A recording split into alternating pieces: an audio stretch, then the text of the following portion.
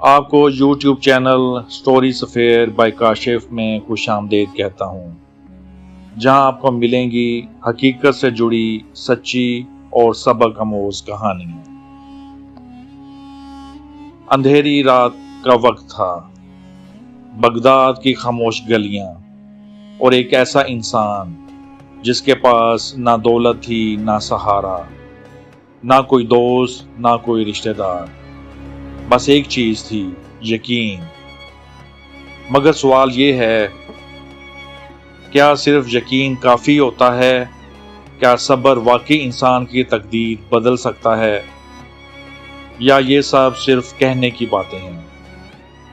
یہ کہانی ہے زاہد کی، جس نے زندگی کے ہر درد کو جیا، ہر الزام کو برداشت کیا، اور ہر تکلیف پر الحمدللہ کہا، اور پھر اللہ نے اس کے لیے وہ دروازے کھولے جو دنیا کے لیے بند تھے۔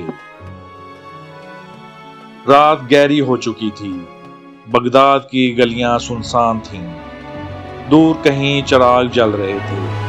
زاہد ایک دیوار کے ساتھ ٹیک لگائے بیٹھا تھا، اس کے چہرے پر تھکن تھی، آنکھوں میں نمی۔ وہ آسمان کی طرف دیکھ کر آہستہ سے بولا، یا اللہ، میں تھک گیا ہوں، مگر میں ہارا نہیں ہوں۔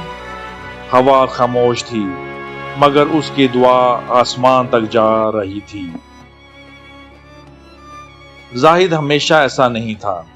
کبھی اس کے پاس چھوٹا سا گھر تھا، ایک ماں تھی جو اسے بے حد محبت کرتی تھی، مگر وقت نے سب چھین لیا۔ بیماری آئی اور اس کی ماں دنیا سے چلی گئی۔ اس دن کے بعد زاہد واقعی اکیلا ہو گیا۔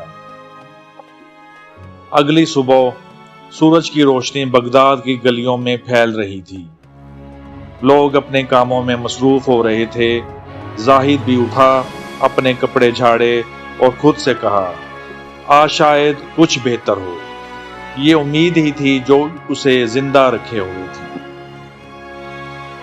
بازار میں شور تھا، ہر طرف آوازیں، آؤ خرید لو، یہ لے جاؤ، مگر جب زاہد کام مانگتا، لوگ اسے نظر انداز کر دیتے۔ ایک شخص نے تو طنز کیا، تم جیسے بہت ہیں یہاں۔ زاہد نے سر جھکا لیا، مگر دل میں بولا، یا اللہ، تو دیکھ رہا ہے۔ دوپہر ہو گئی، پھر شام، مگر زاہد کے پاس کچھ نہ تھا۔ پیٹ میں درد تھا، کمزوری بڑھ رہی تھی۔ وہ ایک کونے میں بیٹھ گیا اور آنکھیں بند کر کے بولا، یا اللہ، میں شکر کرتا ہوں، چاہے کچھ بھی ہو۔ رات کو وہ مسجد کے باہر پہنچا، وہاں سکون تھا، خاموشی تھی۔ وہ زمین پر بیٹھ گیا اور ہاتھ اٹھا کر دعا کی، یا اللہ، مجھے آزما لے، مگر مجھے تنہا نہ چھوڑنا۔ ایک بوڑھا شخص اس کے قریب آیا، اس کی آواز نرم تھی، بیٹا، کیوں پریشان ہو؟ زاہد نے سب کچھ بتا دیا۔ بزرگ مسکرائے، صبر کرو، اللہ تمہیں وہاں لے جائے گا جہاں تم سوچ بھی نہیں سکتے۔ اگلی صبح ایک شخص نے آواز دی، ارے لڑکے، یہ بوری اٹھاؤ۔ زاہد فوراً دوڑا۔ یہ چھوٹا سا موقع تھا، مگر اس نے اسے پوری ایمانداری سے لیا۔ اسے کیا پتا تھا، یہی اس کی تقدیر بدلنے والا ہے۔ وہ ایک بڑے دروازے پہ پہنچا، اندر ایک امیر تاجر بیٹھا تھا۔ اس نے زاہد کو غور سے دیکھا، تم نے بوری صحیح پہنچائی؟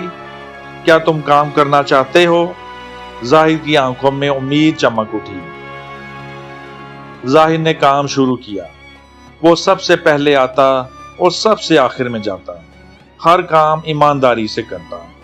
لوگ کہنے لگے، یہ لڑکا مختلف ہے، مگر ہر کامیابی کے ساتھ حسد بھی پیدا ہوتا ہے۔ کچھ لوگوں نے کہا، یہ بہت آگے جا رہا ہے، اور انہوں نے سازش شروع کر دی۔ ایک دن تاجر کے گھر سے سامان غائب ہوا اور الزام زاہد پر لگا دیا گیا۔